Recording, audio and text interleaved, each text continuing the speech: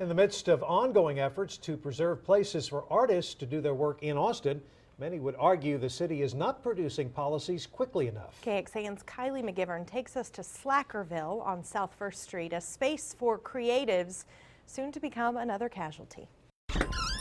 Step into Amelia's Retro Vogue Antique and Vintage store and you're transported to another era. Crazy 50s mohair shawl, World War I. So this is right before the Depression hit, probably. Jane Clark is the woman behind it all. I like the stories that the things tell. But Slackerville has a chapter in its story that pains her to tell. They're planning to start their process of demoing this in December. The space sold, the story familiar, high property taxes proving to be too big of a match for an owner who held on as long as he could. We all hope that what would come in here would actually nourish the culture that's homegrown here. Jane says the answer brings her more pain than any condo could.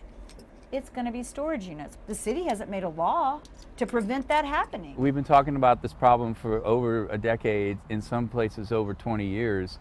And we still haven't managed to put the policies and the consensus in place. But John Reedy says the push has become Austin Creative Alliance's mission, working with the city to protect what makes Austin, Austin. Slackerville, this is weird. So there's still a few little secret spots left, but I mean, they're becoming kind of like the last Indian villages on the frontier. I can stand on that 30-year platform and scream and yell and go, you're gonna lose all of us. But will it be too late? In South Austin, Kylie McGivern. I'll see you later.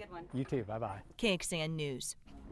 City staff is expected to return to council with recommendations this month. The Austin Creative Alliance says it hopes they have a lot to do with land use to not only preserve creative spaces, but also expand them. And here's a closer look at some of the Austin Creative Alliance's proposals for the city to consider.